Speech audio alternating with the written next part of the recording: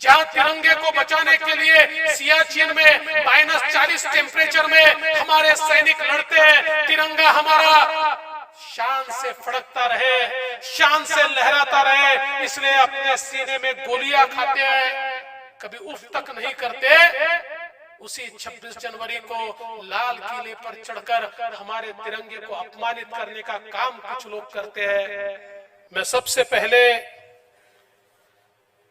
हमारे अमर शहीद नायक भूषण रमेश राव सतई, शहीद सैनिक सुरेश गोरख चित्ते, शहीद सैनिक ऋषिकेश रामचंद्र जोंधड़े और शहीद सैनिक यश दिगंबर देशमुख, इन हमारे शहीदों को नमन करता हूं, उनको श्रद्धांजलि आदरांजलि अर्पित करता हूं, उनके चरणों में नतमस्तक होता हूं और साथ साथ उनका परिवार आज हमारे बीच है। इन सभी परिवारजनों का मैं आप सभी की ओर से, भारतवासियों की ओर से बहुत बहुत आभार व्यक्त करता हूं कि इस परिवार ने ऐसे वीर मां भारती को दिए कि जिन्होंने अपने जीवन का बलिदान देकर मां भारती को स्वतंत्र रखने के लिए, मां भारती की सुरक्षा के लिए, हम सभी की सुरक्षा के लिए शहादत स्वीकारी। मैं ऐसा मानता हूं कि यह कार्यक्रम ये महज एक औपचारिकता नहीं है, यह कार्यक्रम हम सभी की भावना है, हम सभी की संवेदना है। एक ऐसी संवेदना है जिसमें देशभक्ति से ओतप्रोत इस प्रकार के विचार आज हम सभी के मन में लगातार आ रहे हैं। और विचार कीजिए, 20 साल के, 21 साल के नौजवान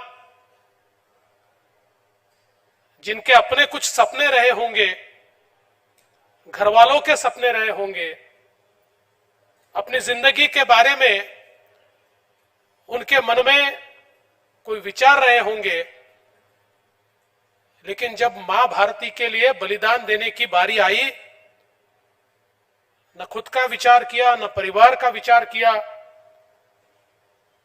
बस अपने देश के लिए, हमारे देश की सीमाओं को सुरक्षित रखने के लिए ये बलिदान हमारे इन अमर शहीदों ने दिया। और मैं ये मानता हूं कि हर देशवासी का ये कर्तव्य है कि सीमा पर लड़ने वाले हमारे ये सैनिक, जिनके कारण भारत महफूज है, जिनके कारण भारत सुरक्षित है, जिनके कारण हम सारे के सारे लोग इस देश में सुरक्षित रहते हैं, जिनके कारण यह देश फल फूल रहा है, जिन्होंने सीमाएं सुरक्षित रखी है, इसलिए हम अपने परिवार के साथ अपना जीवन सुख से बिताते हैं। ऐसे शहीदों के परिवार को हम ये बताएं कि भले ही उनके घर का चिराग उन्होंने खोया है, लेकिन उनका परिवार विस्तारित हुआ है और मां भारती का एक एक बेटा, एक एक बेटी, ये अब उनका परिवार है। हम सब उनके परिवार हैं। हम सब लोग मिलकर एक परिवार के रूप में उनके साथ में खड़े हैं। आज हमारा भारत देश जिस तेजी के साथ प्रगति कर रहा है और उसके साथ साथ एक ताकत, सामरिक ताकत के रूप में भी भारत आज दुनिया में उभर रहा है। अब वो समय चला गया कि कोई भी देश में घुस जाए, इस देश पर हमला कर दे, इस देश में बम विस्फोट कर दे और भारत चुपचाप खड़ा देखता रहे। अब ये वो भारत नहीं है। अब मोदी जी के नेतृत्व में एक ऐसा भारत है कि जिस भारत के सिपाहियों पर हमला हुआ तो सर्जिकल स्ट्राइक होता है, जिस भारत के सिपाहियों पर हमला हुआ तो एयर स्ट्राइक होता है। यह ऐसा भारत है जो चीन के सामने झुकता नहीं है। हमारे भारत की इंच इंच भूमि के लिए लड़ने वाला भारत है। एक नया भारत है कि जो चीन के सामने खड़ा होकर कहता है, खबरदार, अगर हमारे इलाके में 1 इंच भी घुसने की कोशिश की तो ईंट का जवाब पत्थर से देंगे, और पत्थर से देने वाला भारत है। इतना ही नहीं, तो डोकलाम में भारत की सीमाओं के बाहर जाकर चीन को रोकने वाला यह भारत है कि जो अपनी सीमाओं से बाहर जाकर डोकलाम में चीन को कहता है, खबरदार, आप यहां रास्ता बनाने की कोशिश करेंगे तो हम ये सहन नहीं करेंगे। इस प्रकार की सामरिक ताकत आज भारत में है। और यह ताकत क्यों है? क्योंकि हमारी सेनाएं जाबाज है, हमारी सेनाओं में ताकत है, शक्ति है, देशभक्ति है। वो प्रसंग मुझे याद आता है, हम सभी ने इतिहास में पढ़ा है, जब छत्रपति शिवाजी महाराज इस महाराष्ट्र के अंदर पूरे देश को स्वतंत्र करने के लिए और स्वराज्य की स्थापना करने के लिए मुगलों से लड़ते थे, उस समय एक बार औरंगजेब ने अपने सेनापतियों को पूछा, ये शिवाजी के पास क्या है? इसकी तो मुट्ठी भर सेना है, ये मुट्ठी भर सेना हमारे हजारों हजारों लाखों की सेना के ऊपर विजय कैसे पाती है? तो उसने कहा, हमारी सेना में लड़ने वाले जितने सिपाही हैं वो तो तनखे के लिए, वेतन के लिए लड़ते हैं, लेकिन यह छत्रपति शिवाजी जो है, इसकी सेना में लड़ने वाले सिपाही देश के लिए लड़ते हैं, वो वेतन के लिए, तनख्वाह के लिए नहीं लड़ते। और यही भारत की सेना है। भारत की सेना में लड़ने वाला सैनिक ये देश के लिए लड़ता है, अपने लिए नहीं लड़ता, अपने परिवार के लिए नहीं लड़ता, तनख्वाह के लिए नहीं लड़ता। और इसलिए जिस समय महाराष्ट्र में हमारी सरकार आई, आपको आश्चर्य होगा, सीमा पर महाराष्ट्र का जो सैनिक शहीद होता था उसको मात्र 5 लाख रुपए दिए जाते थे। मैं मुख्यमंत्री बना तो मैंने पहले उसको 8 लाख किया, फिर उसको 25 लाख किया, और उसके बाद हमने तय किया हमारे सैनिकों के जीवन का मोल ये पैसे में नहीं आंका जा सकता, लेकिन फिर भी हम उनके पीछे खड़े हैं, उनके परिवार की चिंता करते हैं, ये हमको तय करना होगा। और इसलिए हमने निर्णय लिया और 25 लाख से बढ़ाकर उसको 1 करोड़ रुपए तक हम लोग लेकर गए, और हमारे सैनिकों को वो मदद उनके परिवार को मिलनी चाहिए। सालों 5 लाख रुपए की मदद मिलती थी, 1 करोड़ रुपए की मदद तक हम लेकर गए, और 48 घंटों में मदद मिलनी चाहिए, ये हमने निर्णय किया। आज मुझे इस बात का दुख है कि अभी अभी हमारे कुछ सैनिक शहीद हुए, उनके घर पर मैंने पता किया तो 15 दिन, महीना हो गया, 1.5 महीना हो गया, लेकिन उनके घरों पर मदद नहीं पहुंची। अगर हमारे सैनिकों को हमारी प्राथमिकता नहीं होगी, इस देश के शहीदों को हम प्राथमिकता नहीं देंगे, तो मुझे नहीं लगता। देखिए, जो अपने शहीदों को भूल जाते हैं उनको वर्तमान तो होता है लेकिन उनको भविष्य कभी नहीं होता। और इसलिए शहीदों को और उनके परिवारों को केवल याद करना नहीं, तो उनके साथ खड़े रहने की आवश्यकता है। दोस्तों, इस स्वतंत्रता का मोल बहुत बड़ा है। 26 जनवरी को देश के गणतंत्र दिवस पर, जिस दिन इस देश ने संविधान को स्वीकारा और संविधान को स्वीकार कर इस देश को एक लोकतांत्रिक देश के रूप में विकसित किया, आज इस लोकतंत्र में सभी को अपने बात कहने का अधिकार है। अगर अपनी बात नहीं मानती है तो आंदोलन करने का भी अधिकार है।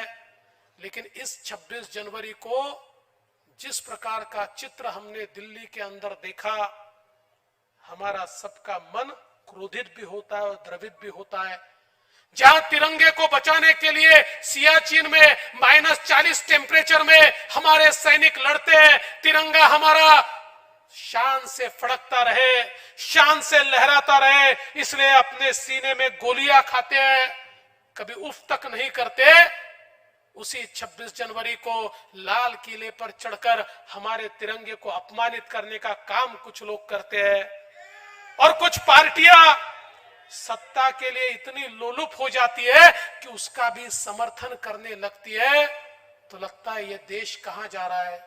ये जो शहीद हमारे हुए, जिन्होंने शहादत दी, जिन्होंने अपना सर्वस्व निछावर कर दिया, क्या इस दिन के लिए उन्होंने किया कि कोई हमारे देश का व्यक्ति चढ़कर लाल किले की प्राचीर से तिरंगे को हटा दे और वहां पर हमारे तिरंगे का अपमान हो जाए और देश की कुछ पार्टियां उसका भी समर्थन करे?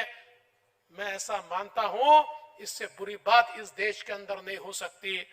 और इसलिए दोस्तों, ये बड़ी संक्रमण की बेला है। जहां एक और देश आगे बढ़ रहा है, जहां एक और देश प्रगति कर रहा है, जहां एक और देश एक सामरिक ताकत के रूप में उभर रहा है, उसी समय इस देश के अंदर कुछ ऐसी प्रवृत्तियां भी है जो देश विघातक कार्य कर रही है और कुछ लोगों के पीछे छिप छिप कर इन देश विरोधी तत्वों को बल देने का काम कर रही है। आइए, आज के इस समय जब शहीदों को हम याद कर रहे हैं, जब उनके परिवारों के साथ हम लोग समय बिता रहे हैं, जब उनके परिवार का हम सत्कार कर रहे हैं, ऐसे समय हम सभी को संकल्प होना पड़ेगा। ये जो देश विरोधी ताकतें हैं, इनको भारत में जिंदा नहीं रहने देंगे, इनको भारत में नहीं पनपने देंगे। देश विरोधी ताकतों को भारत की सरजमीन पर हमको कुचलना ही होगा। और इसलिए हमारे जिन लोगों के पीछे छुप छुप कर, देखिए, कुछ लोग अपनी सही मांगों को लेकर भी आते हैं, लेकिन उनके पीछे छुप छुप कर जो लोग तीर चलाने की कोशिश करते हैं, बंदूक चलाने की कोशिश करते हैं, उनको तो कुचलना ही पड़ेगा। और मां भारती का अपमान करने वाले और तिरंगे का अपमान करने वाले इस देश के अंदर सम्मानित नहीं होने चाहिए। इस देश में उनकी जगह अगर कहीं है तो जेल के पीछे है, ये इस देश के अंदर हमको बताना पड़ेगा। और इसलिए आज यही संकल्प हम सब लोग मिलकर ले और भारत माता को हम सब लोग मिलकर कैसे आगे ले जाए, यही संकल्प अगर हम लेंगे तो ये जो हमारे शहीद है, इनकी शहादत सच में सफल होगी। मैं फिर एक बार हमारे अमर शहीद नायक भूषण रमेश सतई, शहीद सैनिक सुरेश चित्ते, शहीद सैनिक ऋषिकेश जोंधळे, शहीद सैनिक यश देशमुख, इनको श्रद्धांजलि अर्पित करता हूं, उनके परिवार को नमन करता हूं। और मनोज जी, ये बहुत सुंदर कार्यक्रम पिछले 5 वर्षों से आपने आयोजित किया और इस साल भी आपने आयोजित किया और इसमें आपने मुझे निमंत्रित किया। शहीदों के परिवार का स्वागत करने का, सत्कार करने का मौका आपने मुझे दिया, इसलिए आपका और आपकी पूरी टीम का मैं बहुत बहुत आभार व्यक्त करता हूं और अपने शब्दों को विराम देता हूं। जय हिंद, जय महाराष्ट्र, जय भारत, वंदे मातरम।